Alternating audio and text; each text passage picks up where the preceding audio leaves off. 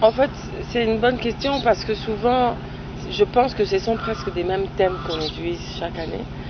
On parle toujours des droits de la femme. On demande aussi que les femmes, à l'époque, je pense par rapport aux élections, on demandait aussi qu'il y ait 50-50 par exemple au Parlement, au Sénat. Donc il y a toujours ce côté des droits de la femme où on revient. Mais aujourd'hui, je pense qu'on peut quand même être un tout petit peu satisfaite parce que nous avons une présidente du Parlement qui est une femme, parce que nous avons plus de 15% de femmes qui sont au Parlement, même si on n'est pas encore arrivé à 50%, comme dans d'autres pays on voit, même au gouvernement, au Sénat aussi. C'est pas ce qu'on souhaite, mais c'est déjà une bonne chose. Parce qu'à chaque fois qu'on reconnaît un pas, on doit le dire aussi. On ne doit pas toujours partir dans le sens des critiques. Mais aujourd'hui, je pense que vous savez, je suis allée à une manifestation récemment où on parlait de toutes ces femmes pionnières qui ont travaillé ou qui se sont battues au sommet de Sun City. Grâce à elles, aujourd'hui, quand on parle toujours de l'accord de Sun City, il y avait des femmes qui étaient derrière, ces héroïnes dont on ne connaissait pas ni leur nom ni leur visage. Et grâce à l'ONU Femmes, à l'ambassade de la Suisse ou notre ministère de genre, on a pu connaître que grâce à nos mamans, aujourd'hui, tous ces hommes politiques, parce que les hommes politiques, on les connaît tous, ils aiment toujours montrer que c'est eux qui savent tout, qui connaissent tout. Malheureusement, dans le monde, on voit aussi que c'est grâce aux hommes où des fois, elles sont prises des mauvaises décisions, où à cause de leurs décisions, ils oublient qu'il y a des femmes et des enfants qui meurent dans les guerres. Comme nous, à l'est de la RDC, il n'y a toujours pas de paix. Nous avons plusieurs milliers d'hommes. Aujourd'hui, on dépasse les chiffres du génocide du Rwanda ou du génocide d'Israël. Donc aujourd'hui, c'est triste.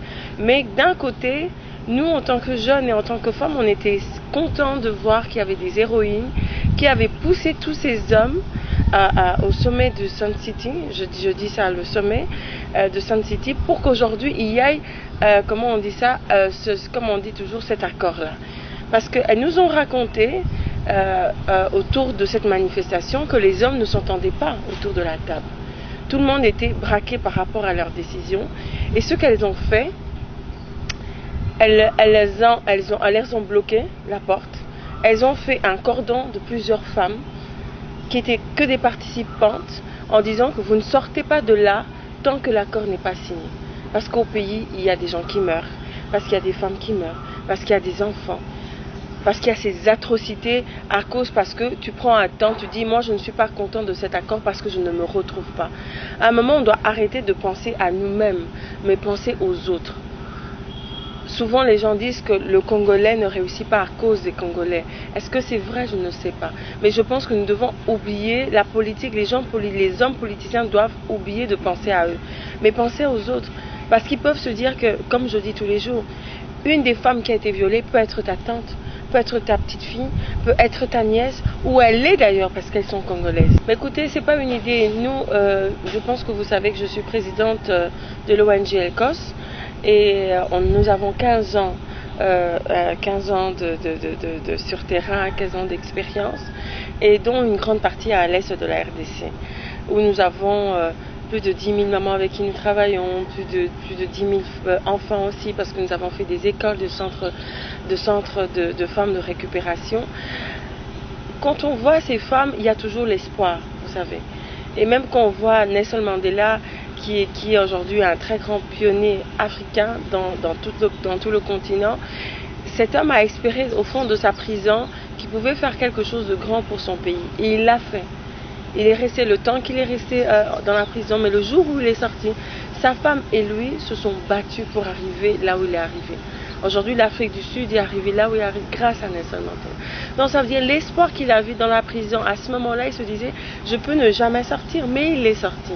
Donc aujourd'hui, moi je pense et je dirais à toutes ces femmes de l'Est que l'espoir, et nous on est croyants, croire en Dieu, Dieu ne va jamais nous laisser tomber. Nous allons nous battre jusqu'au fond. Mais moi je pense que nous devons nous unir, toutes les femmes doivent s'unir. Autant toutes les femmes à l'époque à Sun City, en Afrique du Sud, elles se sont battues pour qu'il y ait l'accord de Sun City. Je pense qu'aujourd'hui, nous les femmes congolaises, que nous puissions être à Kinshasa, à l'Équateur, à Kisangani, à Mbujimayi, à Kananga, à Goma, à Bukavu, à Beni, si on s'unit et qu'on parle d'une seule voix, je pense qu'aujourd'hui le monde va entendre parler de ce qui se passe à l'Est et à Beni, que ces massacres cessent. On ne peut pas dire que ça se passe. Le centre a vécu ça aussi avec le Kamwina Sapo. Donc ça veut dire que tous les jours on a des choses. Au Bas-Congo, et Bandundu, ils ont eu aussi leur lot. Donc ça veut dire que ces massacres-là tous les jours viennent dans n'importe quel sens et dans une des provinces. Et toutes ces personnes qui sont mortes anonymement, où on n'en parle pas, mais ça fait partie de nous. Ce sont des Congolais comme nous. Ce sont des femmes, ce sont des hommes, ce sont des enfants qui ont droit à la vie. Non, mais je pense déjà que le grand travail, c'est, comme vous parlez, c'est nos politiques. L'autre grand travail, c'est le quotidien de tous les jours. Ça veut dire que chaque Congolais doit se dire que je ne pense pas à moi, je pense aussi au quotidien, je pense aux autres. Vous voyez, aujourd'hui, je sors complètement de ce que vous dites. Je donne un exemple du coronavirus aujourd'hui. Les gens disaient, l'Afrique pouvait dire « Ah non, c'est une maladie de blanc, ça n'arrivera pas chez nous ». Mais aujourd'hui, on apprend que hier, par exemple, il y a eu un premier cas en RDC. Donc ça veut dire, à un moment, le monde est devenu un village planétaire. Ça veut dire qu'il n'y a plus de frontières. Tout le monde arrive à un endroit où on ne pouvait pas s'imaginer. Donc ça veut dire, on disait la maladie de blanc arrive chez nous les Noirs. Donc ça veut dire que s'il y a une guerre quelque part, ça peut arriver chez nous à Kinshasa. S'il y a un problème quelque part, ça peut arriver dans la maison de tel ou tel politicien. Donc nous devons nous sensibiliser pour que nous puissions ne plus penser au moment égoïste, mais penser collectivement. Qu'est-ce que nous devons faire pour que ça cesse? Qu'est-ce que nous devons faire pour que cette histoire n'arrive plus chez nous? Puis ça, c'est une très bonne question qu'on me pose souvent. Le grand problème, en fait, c'est le bailleur de fonds. Souvent, les bailleurs de fonds ont un budget, et le budget d'urgence a toujours été l'Est de la RDC. Parce que si vous n'oubliez pas, si vous avez les chiffres, nous avons les plus grandes ONG du monde qui sont en RDC, qui sont probablement pas, le ministère de la Santé le sait, qui sont probablement pas à Kinshasa, mais ils ont ouvert directement des antennes à l'Est de la RDC. Ce qui fait que nous, en tant qu'ONG nationale, nous sommes tributaires de toutes ces ONG internationales qui sont nos bailleurs de fonds, qui font qu'ils nous financent et nous arrivons à aller là où eux ne voient pas. Parce que nous, en tant qu'ONG nationale, on part là où les ONG nationales ne peuvent pas, internationales ne peuvent pas partir, là où l'État ne peut peut-être pas y arriver, nous on arrive, et c'est grâce à nous qu'ils ont des fois des chiffres corrects, que nous puissions dire à tel endroit voici ce qui se passe et à tel endroit voici ce qui se passe. Et malheureusement nous sommes tributaires de ça. Mais je pense que même le ministère de la Santé est au courant de ça. Si aujourd'hui le portefeuille du ministère de la Santé peut être indépendant, c'est vrai que nous pourrons, notre souhait c'est d'aller partout. Parce que dans toutes les provinces, il y a des problèmes. Même à Kinshasa, la capitale, il y a énormément de problèmes. Mais malheureusement, nous sommes bloqués par rapport à ça. Non, c'est pas vrai, pas du tout. Aujourd'hui, comme vous dites, je suis mariée, je suis mère de 5 enfants, dont les jumeaux, donc je suis maman Mapassa. Donc je pense que tout le monde dans la vie a des rêves. Tout le monde a des rêves, tout le monde doit rêver. D'ailleurs, moi je dis aux gens, il faut rêver. Parce que si on ne rêve pas, le monde est tellement difficile que tous les jours on a des problèmes. On se dit, ah, je ne vais pas y arriver, ah, Ezapasi, ah, Boye, tout ça. Mais il ne faut pas qu'on s'arrête à ça. On doit penser loin, on doit rêver. Moi, je dis toujours qu'il faut rêver. Quand on rêve le meilleur. Et quand on se bat, on va se dire, puisque j'ai rêvé de devenir comme ça, je vais me battre pour y arriver. Le chemin ne sera pas facile, c'est pas ce que je dis, mais on va y arriver. Probablement je fais partie de ces personnes-là, mais ça n'a pas été non plus facile. Mais moi, mon secret, c'est de rêver. Je suis une petite rêveuse qui rêve des choses meilleures. Comme quand je parle de mon association, ça m'est arrivé d'arriver et qu'on me disait, cette vieille dame qui a 70 ans, des fois m'a dit, en Swahili, qu'est-ce qu'ils sont venus chercher dans mon corps? Moi, je suis une fille, je suis ta maman, je suis ta grand-mère. Et c'est une réalité. Et on pleure ensemble. Vous imaginez que ça vous fait mal. Parce que moi, je me dis, je suis une femme comme elle. Je suis sa fille. Ça peut m'arriver. Ça peut vous arriver. Ça peut arriver à nos enfants ou à nos grandes-mères. Mais alors, qu'est-ce qu'on fait pour aller de l'avant? Alors, on se bat ensemble. Et cette force-là, on tire ça. À chaque fois qu'il y a un problème, on retire ça et on va encore de l'avant. Et je pense que tous les jours, Moi, je suis une croyante catholique. On est même au moment du carême. Tous les jours, je demande à Dieu de nous donner la force d'aller de l'avant. Et je crois que mon pays, et comme on dit toujours, mon pays, c'est un pays le plus riche. Mais en fait, on dit toujours ça par rapport aux statistiques. Mais les gens ne voient pas cette richesse. Aujourd'hui, mon pays, c'est un pays le plus pauvre. Parce que dans les chiffres, on est, comme on dit en Swahili, les Tchamouchou, on est en bas, plus bas que terre. Donc aujourd'hui, on doit remonter. Et c'est avec l'effort de tout le monde, de chacun de nous, des étudiants, que souvent on oublie. Mais non, on ne peut pas les oublier. Parce que c'est eux le Congo. Le Congolais de demain, c'est eux. Le Congolais de demain, c'est les étudiants. Le Congolais de demain, c'est les jeunes filles qui partent à l'école. Alors si elles ne savent ni lire, ni écrire, qu'elles ne connaissent pas le civisme, aujourd'hui on parle de civisme, est-ce qu'elles savent s'asseoir correctement? Est-ce qu'elles savent parler? Est-ce qu'elles savent comment se tenir en public? C'est tout ça, tout ce que nos mamans nous apprenaient, nous, à l'époque. Aujourd'hui, c'est parti grâce ou malheureusement aux réseaux sociaux, où tout le monde pense que rapidement on peut arriver à ça.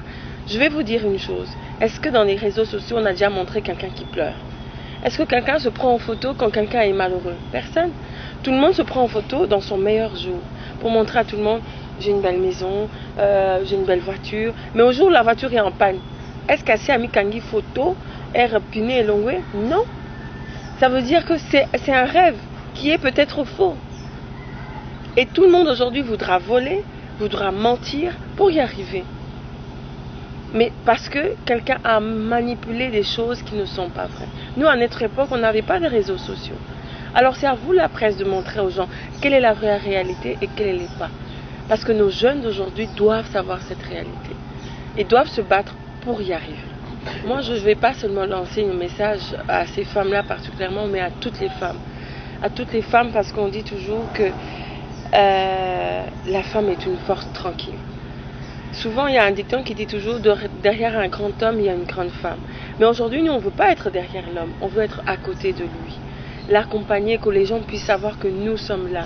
Ou peut-être même aujourd'hui devant lui. Parce qu'aujourd'hui, le monde a changé. Je demande à toutes ces femmes d'avoir l'espoir. Mais pas seulement derrière, mais devant. Tout le monde doit se battre. Tout le monde doit parler. Tout le monde doit s'exprimer. On dit aussi que moi, la moukia betarabunda, bakolope babinaka. Ça veut dire que ces jeunes, comme je dis, les étudiants, ces jeunes-là qui sont là où on pense toujours que ah, yozo lo banini yo yebini navi. Non. Peut-être elle a une petite expérience qu'elle peut partager et à ce moment-là, on va capter ça. Nous devons nous entendre tous et nous battre ensemble. Vous savez, quand je dis toujours, un seul doigt, quand tu te laves, au sokole longi, et sokole longi bien te, poche longwate, au brosser minou bien te.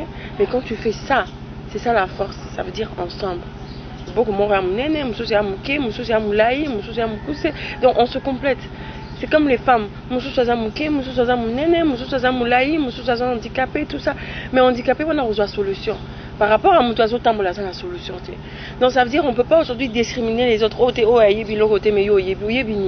Non. Parce que les bossos, tout le monde est ayebi. Donc ça veut dire qu'ensemble, nous devons faire quelque chose. Ensemble, les femmes de Goma, ensemble, les femmes de Beni, ensemble, les femmes de Mbujima et de Kananga, de Kinshasa, de l'Équateur, de l'Ituri, Bissonyoso, ensemble. Il y a Bas Congo, il y a Bandundu. Nous tous ensemble, nous devons nous mettre ensemble. Bisso à Kisangani, à Bouta, le Haut-Ouélé, le Bas-Ouélé, nous tous ensemble, nous devons nous mettre pour trouver des solutions. Parce que c'est notre Congo. Mundela va résoudre la solution. Solution, c'est nous-mêmes. Si aujourd'hui on ne comprend pas ça, après tout ce qui nous est passé, bitombe banana est ici là et ici là. Et on continue.